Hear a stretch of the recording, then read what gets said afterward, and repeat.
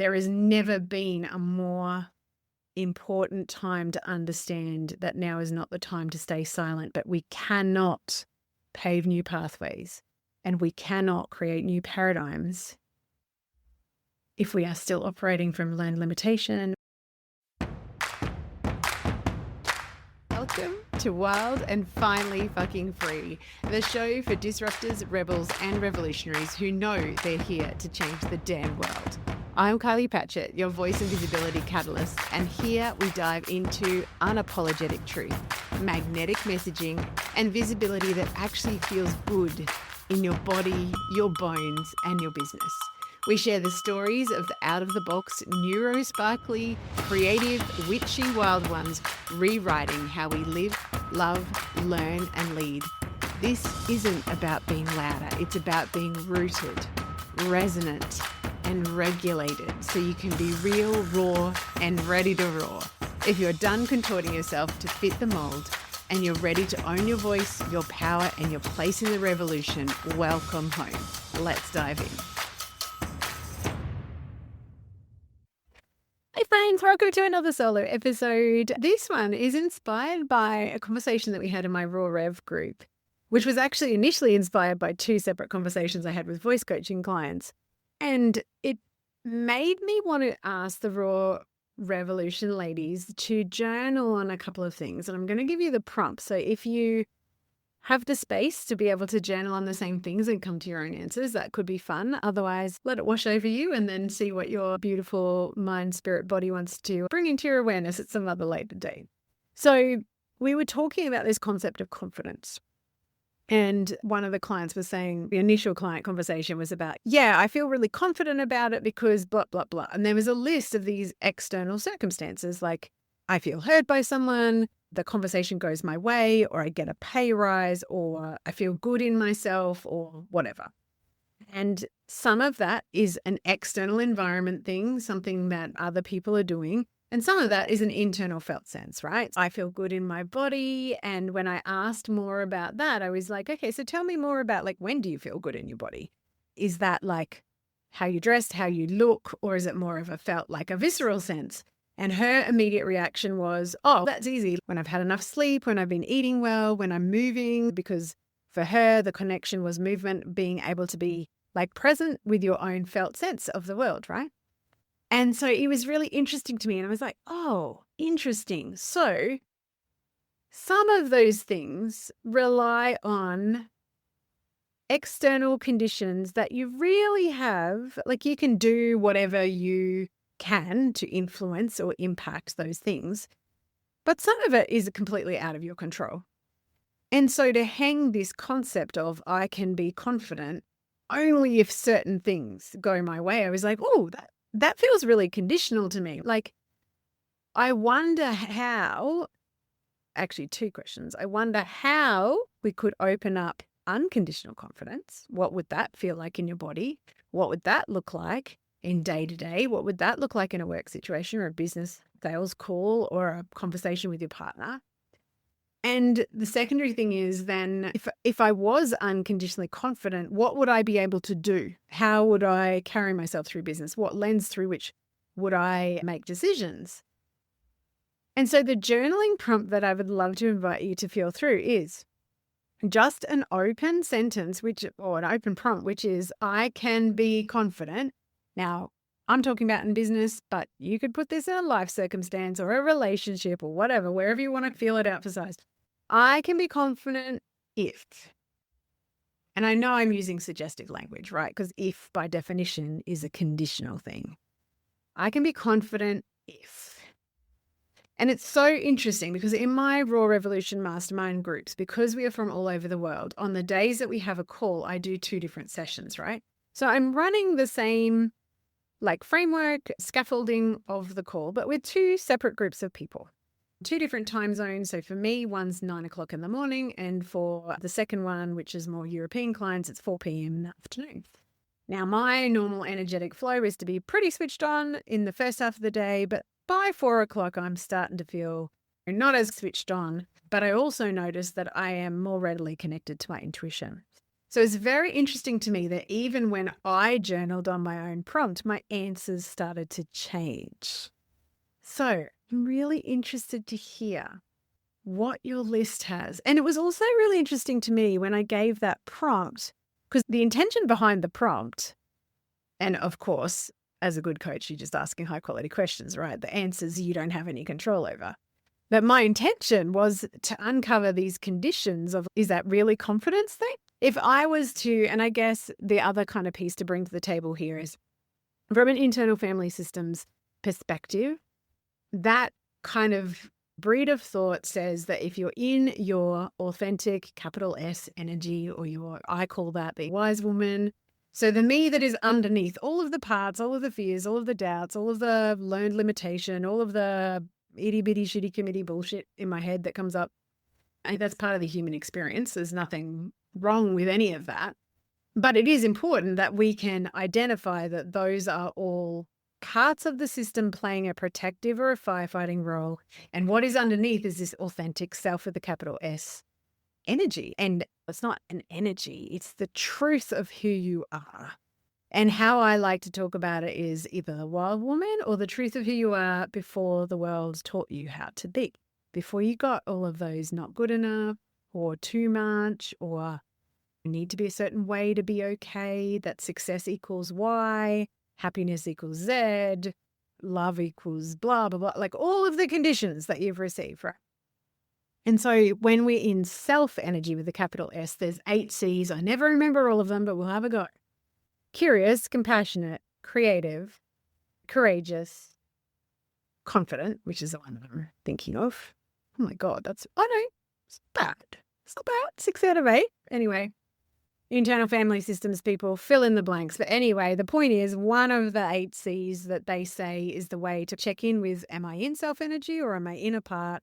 Am I really blended with a part? And I really think that part is who I am, but actually no, there's still an authentic self underneath. And one of those C's is confidence, right? But to me, there's a very different feeling in my body to the confidence that I feel, or the language I'm using is unconditional confidence. And maybe if you don't vibe with the idea or the language of confidence, maybe a better way of saying it is like rock solid self-trust. Like a rock solid self-trust. No matter what happens today, I am going to be able to handle it. I will respond. And even if I F it up, if I make a mistake or whatever, it's all good, because nothing means anything about me as a human. I'm just having a physical experience, right? Down here in this plane, soul puts on a skin suit, then forgets how good it is to be a soul with a skin suit. That's one of my favorite thoughts at the moment. Yeah. So when we think about confidence, to me, if I feel the difference between unconditional confidence, so how I feel when I am in authentic self energy, and the way that I feel, like if I close my eyes right now and check in on how would I describe this feeling. I'm connected to my intuition. I'm present in this moment. I'm connected to the sensations in my body, but also in my mind, there is a quietness.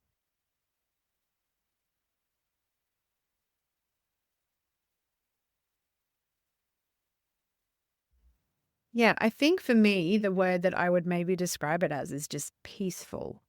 But whatever that feeling is in your body, like when you really know you've got it. And like I said, maybe confidence is not the best word to describe it for everybody. We tried emphasizing one of these called self-trust as a kind of swapping out term if confidence doesn't vibe with you. So that, and now let's close our eyes and think about whatever you either wrote down as the journal prompt or whatever comes to your mind when I say, I can be confident if, and it is not that felt sense energy. If it's a self, it is not the authentic self felt sense energy in the body, not that peaceful place. It often sounds a lot more. Some things on my early morning list were, if things are working out, if I feel like I'm getting somewhere. So a lot of my like conditions that came to the surface for me was like making progress or working towards something. And that is very much me by nature. But I'm like, but what if I'm not making progress? Like, I'm really putting a condition on me. I'm saying I will only access the physical felt sense of being in the emotion of confidence if what I want to happen is happening. Like, when you think about that out loud, that's very conditional. Because again, we don't have control over everything in our lives. So who knows what tomorrow brings?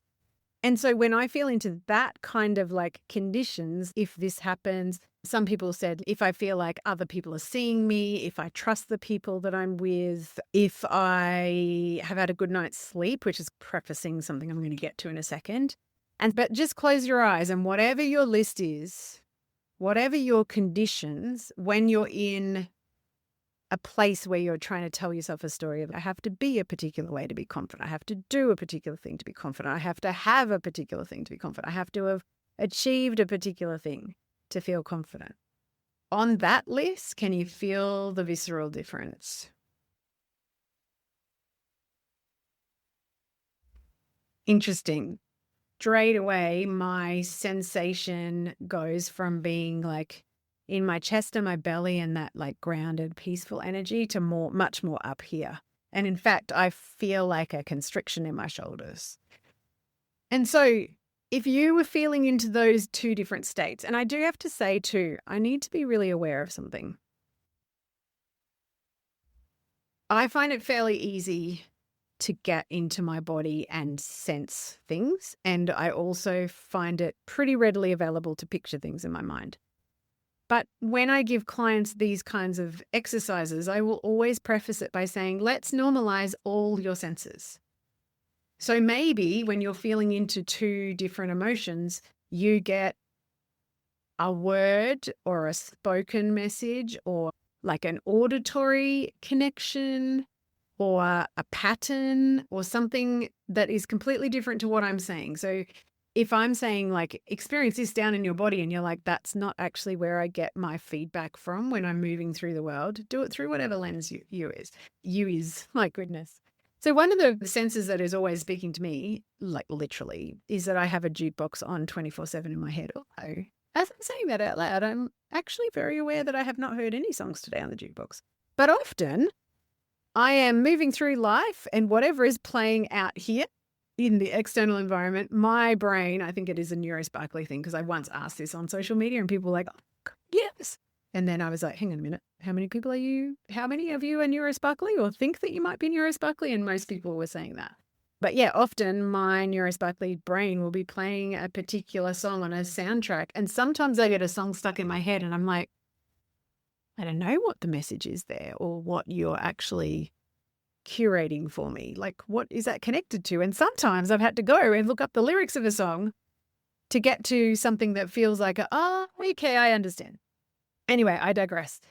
My point is, if you're not actually getting a felt sense of those two emotions, then just almost if you could take a snapshot with all your senses that are available to you, because you are individual, everyone's different, and then feel the difference between what conditional confidence feels like and unconditional confidence feels like. Then my secondary thing to feel into is, when do you most actually know? If you imagine those two extremes on a spectrum, and you might even want to do this with your eyes closed as well. I'm pretty much doing the whole thing that we took the raw ladies through. So in your mind's eye, with whatever sense comes to you, and that doesn't have to be visual. Imagine that one extreme of conditional confidence is in one direction or one texture, whatever, however it's coming to you. And then in the opposite direction, that spectrum will go all the way from really conditional confidence all the way to unconditional confidence at the extreme. And I'm definitely not saying that it is natural to live in one state or the other 24/7. This will be you'll move up and down the spectrum. But imagine if you could find the balance point between the two. Just find the balance point. Somewhere on that spectrum, there's a balance point where you could not say you're either in conditional or unconditional. You're just right in that balance point. And then once you're there, Do you have any sense of anything that you can do from a resourcing perspective for you, the human? You, the human that holds space for clients, you, the human who makes business decisions, you, the human who is balancing life outside of business, or hopefully interweaving them together, right? Is there anything in the day-to-day that helps you nudge towards confidence or away from confidence in the unconditional, rock-solid self-trust end of things? And I'll give you some examples. So things that the raw ladies said, and they're similar to what I would say. So I find this self-trust and authentic self-felt sense to be really so much easier for me to live from if I'm taking care of what I call my basic human houseplant requirements. I wrote a book about this back in 2012, like forever ago. And those things are eating decent food, close to nature, and in season if possible. Drinking enough water for me is a huge one because that impacts my joints and my chronic pain condition. I'm not going to say chronic. I'm going to stop using that language. Drinking more water helps my body to feel more stable and more healthy. There you go. Getting enough sleep is a huge one for me, like prioritizing. And that's been a huge gift of having no social media on my phone is I am not tempted to be scrolling. So I am therefore not exposing my little eyeballs to blue light before I go to bed, which of course screws with your sleep cycle. So prioritizing sleep, prioritizing fun. So having pleasure, play, connection in whatever way that you need it and desire it, which is different for everybody. If you're a mad extrovert, that might mean interfacing with 50 people every week. If you're more like me and I'm more like a hermit, then you might require interacting with a handful and not very often, whatever it is that your needs are. Having I'm not going to say a positive mindset because, again, I don't want to be hierarchical. Having some sort of energetic or emotional hygiene, cleansing, alchemizing tool at your disposal, whatever that looks like for you. And moving is a huge one for me. If I don't move, then my head gets funky and then I'm not accessing my authentic self because I'm like stuck in the parts that are running the show. And then fear starts driving the business bus and then my little inner rebel starts going, what do I do it? And all these parts go nuts because I'm actually not taking care of my human houseplant needs. So if you imagine yourself on that tipping point of the spectrum, what do you notice helps you to edge, or not even edge because it may not be a direct proportional thing, but what helps to influence you towards being more readily available to access that authentic self energy?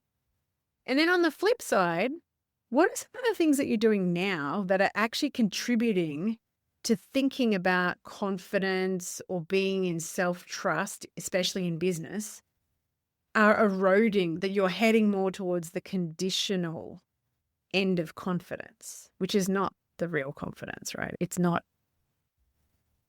real confidence. It's conditional confidence, which means that you have no ability to influence it or very little ability to influence it. And so when I started playing with this conversation, like I've mentioned on the podcast before, I have taken social media off my phone because I was really noticing I was using it as a numbing and dumbing thing. But also for some reason, I'm going through a season where looking at or listening to a lot of content of any description. Like I don't actually watch TV either. Although I am at the moment because the Olympics are on. I'm very much enjoying that. But mostly I don't watch TV. So if I am consuming more of other people's stuff, and that can be like too much TV, too much social media, looking at other coaches' pages or seeing other people's ads or whatever, I am really aware at the moment, and this is not always the case. So this is like about know thyself, right? I'm really aware that actually will impact me and I will start being much more conditional about my confidence. And I think it's because all of the things that social media is designed to be a highlight reel. And if we are not well resourced, guess what it makes us do? Is compare. Or if you're like me and you have an open G center, you can be easily influenced by what's going on out there because you have no solid compass for your own identity and direction. So when you've got lots and lots of outside influences, it can be really easy to absorb the messaging. And then it's harder to know what is yours and what is not yours. First of all, get clear on how the emotions or how you experience the feeling of being in rock solid self-trust / confidence, and how you experience the other. And maybe notice, like, sometimes it's not really that hard not that easy to access how does that feel when I'm not feeling that? But when you have a day where you are like really in doubt or really feeling impacted by external environment, check in and be like, okay, what I'm noticing is this. I'm noticing this texture of feeling. I'm noticing maybe that I do want to go and social media binge, or I do want to go and emotionally eat, or I do want to have a glass of wine to forget about, or whatever. Like, just notice how that comes into your field and your awareness. And then the third thing is, imagine you're on the tipping point. Like, what helps you? What can set you up to be more likely to be an authentic self-energy versus what are the things that, you're actually doing at the moment that's stealing that from yourself? And it's time to take radical self-responsibility. If you know that there's things that push you towards the conditional confidence, like, awareness is key, obviously. That's why I'm asking the question. But then it's, what are you doing that for you? Don't put yourself in harm's way. I'm making a massive assumption, which is you want to feel confident in your business. So assuming I'm right about that, which maybe I'm not, but assuming I'm right about that, be real with yourself. Stop putting yourself in harm's way. Stop doing the things that tip you in that direction, if that's not how you desire to feel. And as always, I'm not saying this is a perfect science. I'm not saying that you're only ever going to feel rock solid. That's a load of bullshit. And if anyone says that, yeah, that's what I think about that. But I am saying that we as adult humans who have choice can influence in one direction or another. And I cannot say the things that are happening in the world feel absolutely, well, A, unbelievable, and B, horrendous, and so many levels of it.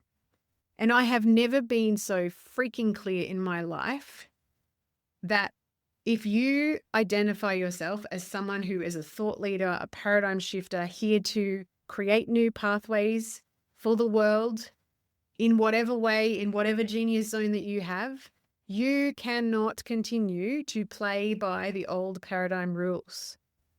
And there is a lot of influences in the systems of oppression and the old paradigms that say, particularly people who've been gender socialized as women, stay small, stay compliant, stay not rocking the boat, etc., etc.